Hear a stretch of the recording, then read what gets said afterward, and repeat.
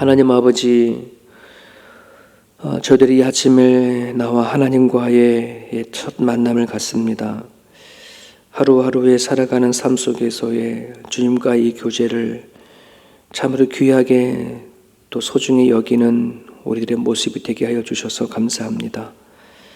아버지 하나님, 이 자리가 연약해지지 않기를 소망하고 또 기도로 사모하는 자들이 이 자리를 또 메꾸고 채워가져 가는 하나님, 그런 교회가 되어줄 수 있기를 주님 앞에 기도합니다. 주님께서 이 땅에 오셔서 찬이스를 맞으며 기도했던 주님의 그 모습을 본받아 아버지 주님과의 깊은 관계와 친밀함 가운데 거하고자 소망하는 그리스도인들이 이 땅에 여전히 세워져 갈 수 있도록 하나님 도와주시기를 원합니다. 아버지 하나님, 주님과의 깊은 관계가 우리가 믿음에 가지고 있는 본질인 줄 믿사오니 누구나 할 것 없이 주님을 믿는 자들마다 주님과의 묵상이 이루어지게 하시고 주님과의 깊은 대화가 이루어질 수 있도록 인도하여 주셔서 주님을 통해서 온 진정한 구원을 맛보게 하시고 주님을 통해서 온 하나님 나라를 경험할 수 있는 그리스도인 되게 하여 주시옵소서. 하나님을 알지 못하는 자들이, 기먹고 눈먼 자들이 그리스도인을 통해져서 우리 주 예수 그리스도를 보게 하시고 주의 음성과 주의 메시지를 들을 수 있는 하나님, 그런 사람들이 이 땅에 일어날 수 있도록 하나님 도와주시옵소서. 오늘도 말씀 붙잡고 살아가고자 하는 우리 권석들을 주께서 기억해 주시고 오늘도 슬픔을 당한 가정들을 찾아가 주시고 만나 주옵소서. 예수님의 이름으로 기도합니다. 아멘. 마태복음 1장입니다. 오늘부터 본문이 바뀌어져서요, 마태복음부터 이제 시작이 됩니다. 마태복음 1장 1절에서 17절까지 오늘 본문입니다.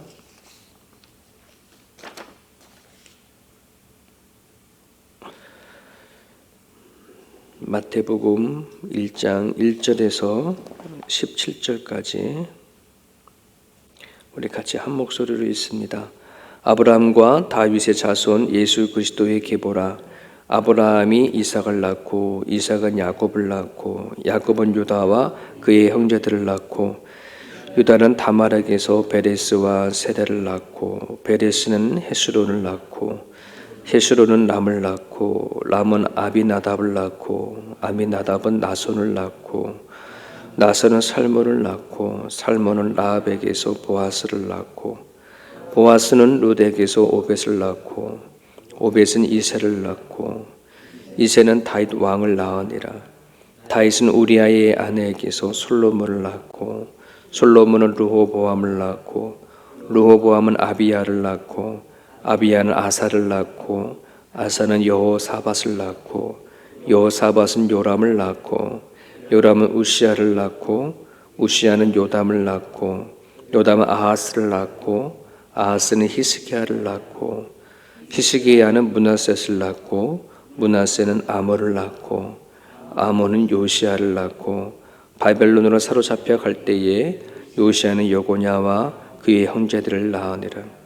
바벨론으로 사로잡혀 간 후에 여고냐는 스왈드엘을 낳고 스왈드엘은 스룹바벨을 낳고 스룹바벨은 아비웃을 낳고 아비웃은 엘리야김을 낳고 엘리야금은 아소르를 낳고 아소르는 사독을 낳고 사독은 아킴을 낳고 아킴은 엘리옷을 낳고 엘리옷은 엘리아사를 낳고 엘리아사는 mat단을 낳고 mat단은 야곱을 낳고 야곱은 마리아의 남편 요셉을 낳았으니 마리아에게서 그리스도라 칭하는 예수가 나시니라.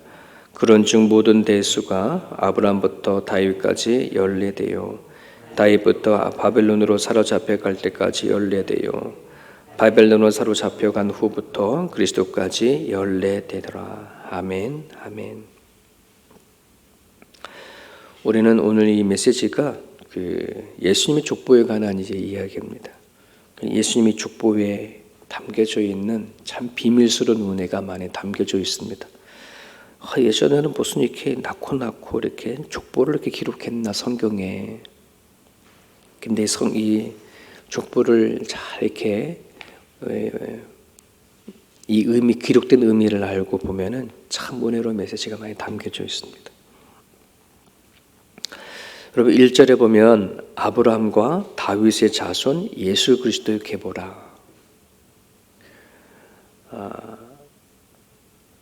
아브라함하고 아브라함 때부터 예수님까지의 계보를 얘기를 하는 건데, 아브라함은 예수님이 태어나기 전 약 2000년 전의 사람이에요. 그리고 다윗은 약 1000년의 전의 사람이에요. 그러니까 이게 1000년, 1000년, 1000년 이렇게 되어지는 거거든요. 우리들에게의 1000년은 되게 긴 거잖아요. 우리는 고작 살아야 100년도 채 살지 못하고 살아가는 삶 인생인데 1000년이라고 하는 삶은 얼마나 이게 길어요. 그런데 하나님에게서는 아브라함과 다윗의 자손 예수 그리스도의 세계라, 이 시간이라고 한다는 것이 참 하나님에게는 아무것도 아닌 것처럼 이렇게 느껴질 때가 참 많이 나요. 성경에 보면 하나님에게는 1000년이 하루 같고 하루가 1000년 같다라는 말이 있잖아요. 하나님의 시간표, 하나님의 때에는 참 이처럼 우리는 정말 아까마득하게 옛날 같지만은 하나님에게서는 이 시대를 오고 가는 하나님인 것을 드러내어져요. 이 족보 안에 그런 뜻, 의미가 담겨져 있어요. 창세기부터 요한계시록이 얼마나 이게 세상에 창조할 때부터 주님 오실 때까지가 얼마나 놀라운 긴 역사처럼 느껴집니까? 그런데 마치 이거죠.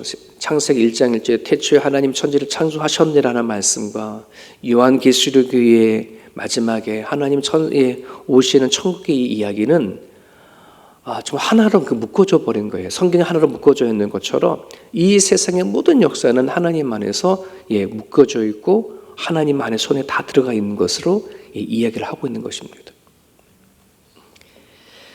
여러분이 그 전도서에 이렇게 말씀 이렇게 보게 되어지면 그런 말씀이 있죠. 심을 때가 있고 뽑을 때가 있고 세울 때가 있고 무너질 때가 있고 날 때가 있고 죽을 때가 있고 또 울 때가 있고 웃을 때가 있고 막 이런 때에 대해서 쭉 얘기를 해요. 그러면 우리는 이 때가 정말 우리는 항상 힘든 건 아니라 항상 이렇게 세워지고 그리고 웃고 가장 좋은 때만 우리는 바라지만은 하나님 안에서는 좋은 때든 또 그렇지 못한 때든 울 때든 슬플 때든 심을 때든 뽐을 때든 하나님 앞엔 다 의미가 있는 날이라는 것입니다. 우리는 갑자기 찾아온 여러 가지의 불행, 우리는 불행이라고 얘기를 하죠. 불행한 일, 또 괴로운 일, 또 고난, 아픔, 이런 거는 내 살아가는 이 시간표 안에는 정말 들어가지 않았으면 좋겠어. 그런 간절한 마음이 우리 가운데 있고 또 그거 없이 살아가는 것을 또 복이라고 생각할지 모르겠지만은 하나님의 시간표 안에서는 그 모든 것이 다 의미가 있는 거예요. 행복한 것도 때로는 우리는 내가 불행하다라고 하는 그 요소도 그러한 것들이 있어서 나를 하나님 앞에 더 단단히 세워가게 하는 그 하나의 요소가 되어지고 기회가 되어지는 것. 우리 자녀를 키워나갈 때에 때로는 우리는 맨날 좋은 걸로만 키우지 않지 않습니까? 때로는 먹을 것도 마시고 주지만 때로는 매로 키워가기도 하고 좋은 말로 키워가기도 하지만 때로는 화도 내기도 하고 그러면서 우리는 자녀를 키워가듯이 하나님은 이 세상을 다스리시고 이끌어 나가실 때에 하나님의 시간표 안에서 이끌어가고 다스려가고 역사를 이루어시 가신다는 것. 그래서 우리는 이 족보를 이렇게 보게 되어지면 하나님께서 이 세상을 이끌어 가시는 데 있어서 하나님의 시간표 안에는 참 우리가 생각하지 못했던 참 놀라운 그런 시간과 그런 역사들이 많이 담겨져 있구나 이런 생각을 해보게 되어집니다. 그래서 여러분의 족보를 읽어가면서 나의 때, 내 때만 붙잡고 살아가지 마시고 하나님의 때 안에서 살기를 소망합니다. 하나님 안에서의 시간표 안에 살아가는 사람들은 실망하지 않아요. 어려움에 닥쳐도 하나님의 때를 기다릴 줄 알아요. 무너질 때가 있어도 그 무너짐 안에서 하나님의 의미를 찾기도 하고 또 하나님께서 또 다시 세울 것을 기대하고 소망을 품고 살아가죠. 이것이 오늘 우리들에게 말씀을 묵상하는 가정 가운데 있기를 바랍니다. 1절부터 6절까지 아브라함부터 다윗까지 족보인데요. 3절에 보면은 이런 말이 있죠. 유다는 다말에게서 베레스와 세레를 낳고 이 말이 이렇게 하지만 쉽게 말하면 시아버지가 면허를 해서 자식을 낳고 뭐 이런 얘기인 거잖아요. 이 이야기부터 시작해서 기생인 라합이 예수님의 족보 안에 들어가 있고 이스라엘 백성들이 그렇게 싫어한다고 하는 이방 여인들이 또한 족보 안에 들어가 있습니다. 6절에 보면 그뿐만 아니죠. 다윗, 정말 이스라엘 백성들이 생각하는 위대한 왕으로 얘기하지만 주께서 당신의 족보를 기록할 때에는 이렇게 기록해 놨습니다. 다윗은 우리아의 아내에게서 솔로몬을 낳고, 쉽게 말하면 왕이 자기 부하의 충성스러운 부하의 아내를 통해서 불륜을 통해서 자식을 낳고 이런 거잖아요. 아주 그냥 낱낱이 얘기하는 거예요. 그러면서 이 족보를 쭉 보게 되어지면 물론 하나님 앞에 충성스러운 왕도 있었고 사람도 있었지만은 정말 완전 기체반으로 살던 그런 왕들도 그대로 다 기록이 되어 있어요. 와, 예수님의 족보가 완전 콩가루 집안이구나. 뭐 이런 생각을 가지고 읽으시고 있는 그런 이제 족보인데, 한번 이런 생각을 해볼 수 있습니다. 예수님은 하나님이잖아요. 예수님이 족보라고 하잖아요. 그리고 이 세상을 하나님이 창조하셨고 누구보다도 거룩하시고 누구보다도 깨끗하시고 누구보다도 정말 거룩한 분이 하나님이신데 그 아들이 예수님이 이 땅에 오신다고 하신다 그러면 가장 좋은 족보 안에, 흠이 없는 족보 안으로 왜 오지 않았을까 하는 그런 부분들이죠. 세상의 손가락을 받을 만한 가문으로 들어왔어요. 여러분, 우리가 예전에 대한민국의 족보에 대해서 되게 민감했던 때가 있지 않습니까? 그래서 제 친구의 아버님도 그것을 아주 애지중지 이렇게 갖고 있는 분이 있어서 예전 친구 집에 놀러 가니까 제일부터 제 초등학교 때인가 아마 그때예요. 족보책을 막 가지고 오더니, 야, 너 만나는 친구의 족보가 이렇다라고 하면서 막 이렇게 얘기해줘요. 그러면서 우리 족보 안에는 이성계 왕이 있었어, 뭐 이러면서 얘기해줬던 기억이 나는데, 근데 그 족보가 완전한 족보들이 거의 없다고 하죠. 족보를 사는 경우들 되게 많았어요. 그냥 이씨 가문, 뭐 박씨 가문, 김씨 가문에 좋은 족보 사가지고 뭐 그걸 누가 언제부터 완전한 기록이 되는 게 어디 있어요. 자, 왜 우리 가문이 이렇게 좋다라고 드러내고 싶었던 거죠. 하나님이 이 땅에서 오실 때에 좀 그런 족보 안에서 오시지 않았을까? 여러분, 우리 태어나는 것은 지금 뭔가 내가 결정해서 태어나는 게 아니잖아요. 그냥 주어진 거잖아요. 뭐 남성별에 대한 것도 정해진 거고 부모도 정해진 거고, 만약에 내가 뭔가 선택해서 이 땅에 태어날 수 있는 그런 기회가 주어진다고 한다 그러면 저는 가장 좋은 것들로 다 골라서 그렇게 우리는 오겠어요. 근데 예수님은 그럴 수 있는 분이잖아요. 모든 족보를 다 깨닫고 있는 하나님이 예수님이니까 이 땅에 오시려면 잘 좋은 족보 안에서 올 수도 있는데 왜 이렇게 참 콩가루 집안 같은 그런 족보 안에서 오셨을까, 이런 생각을 문득 하게 되어집니다. 예수님은 단지 당신의 삶을 위해서, 당신의 인생을 위해서 오신 것이 아니라 정말 구원자로 오셨기 때문에 수치스러움과 부끄러움과 악함과 부패 가운데에 정말 화려하고 왕이라고 하더라도 그 속에 있는 그 악함을 갖고 살아갔던 그 사람들을 정말 구원하기 위해서 이 땅에 오셨다는 것을 이야기하고 있는 부분들입니다. 예수님은 그래서 좋은 족보를 선택한 것이 아니라 가장 흠이 많고 또 인간의 역사가 다 그렇지 않습니까? 예수님은 이 땅에 구원자로 오셨습니다. 우리 스스로 해결할 수 없는 문제를 해결해 주시기 위해서 수치스러움과 부끄러움을 다 드러내기까지 하면서 예수님은 그런 걸 회복하기 위해서 오셨다는 것입니다. 그래서 우리가 구원을 받은 그리스도인이라고 한다면 정말 예수님께서 우리에게 구원시켜주고 하자는 그 구원이 무엇인지를 꼭 아실 수 있기를 바랍니다. 우리들이 영원한 생명을 얻는 그 구원은 다 얻었어요. 그런데 안타깝게 늘 말씀을 드리지만은 정말 이 땅에 살면서 우리가 받아야 할 구원들이 너무나 많거든요. 부끄러움과 수치스러움과 상처와 아픔과 내 스스로 해결하지 못하는 수많은 죄악 가운데 살았던 것 안에서의 진짜 구원을 맛볼 수 있기를 간절히 바랍니다. 목회하며 사람들을 얘기 들어봐요. 또 그들의 아픔도 같이 겪어요. 그런데 그거 다 예수님만이 구원받을 수 있는 거거든요. 그 자리에서 회복될 수 있는 거거든요. 이 아침에 예수님께서 우리의 구원자로 오신 그분을 말씀을 듣는 자들마다 깨닫고 그 예수님을 영접하였다면 예수님을 통해서 온전해질 수 있는 그 삶이 있기를 간절히 바랍니다. 또 하나 예수님의 족보 안에서 발견할 수 있는 것이 있는데, 이 기록이 예수님의 족보가 기록될 당시에 항상 뭐냐면 그들은 장자 위주로 족보가 기록되게 되어져 있어요. 이건 예수님의 족보잖아요. 그러나 예수님의 족보가 아니라 그 당시에 사람들이 가지고 있는 족보는 항상 장자 중심으로 족보가 내려왔거든요. 우리 한국도 그랬었지 않습니까? 그래서 만약에 그 가문에 장자가 없으면 그 대가 끊어지는 거잖아요. 이어가지 못하잖아요. 근데 예수님의 족보는 그 장자의 족보로 흘러가지가 않아요. 그래서 성경에 보게 되어지면 여자도 족보 안에 들어가 있고 차남도, 셋째도, 넷째도 그 족보 안에 들어가는 것을 보게 되어져요. 무엇을 알려주냐 그러면 사람이 세운 전통이나 제도의 이해가 아니라 하나님을 믿는 믿음 안에 예수의 족보는 세워져 가고 흘러가는구나 하는 것을 알 수가 있습니다.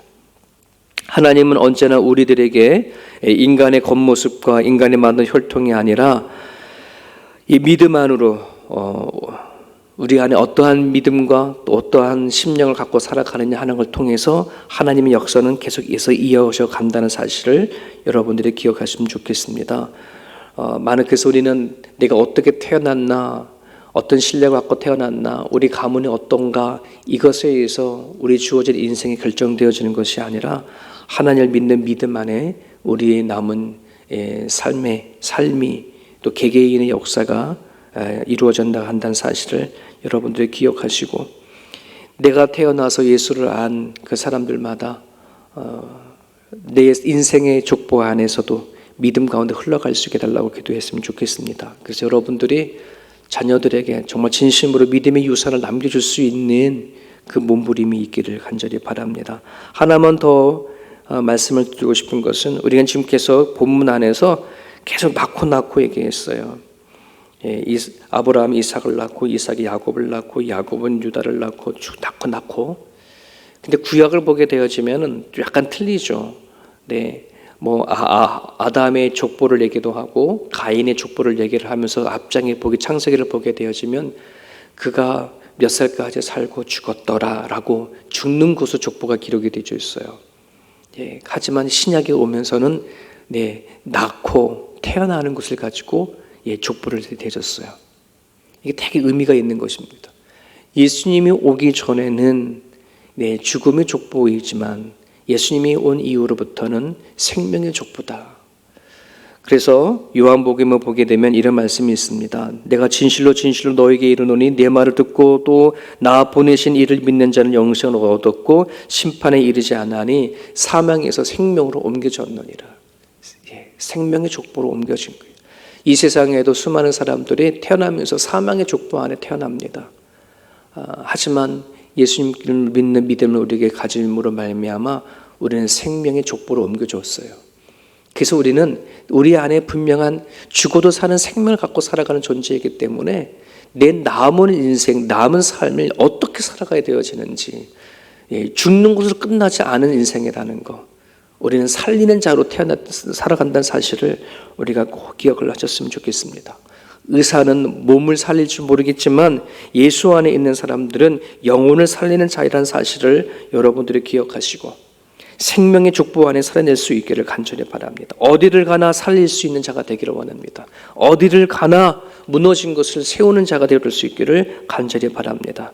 하나님은 그것을 위해서 우리 안에 생명을 주신 줄을 믿고 오늘 하루도 흘러버린 시간 속에 맡기지 아니하시고 여러분들이 깨어서 주님 안에 살아갈 수 있는 그런 삶이 되올 수 있기를 간절히 바랍니다. 하나님 주신 말씀 붙잡고 자유롭게 기도하시고 돌아가시기 바랍니다.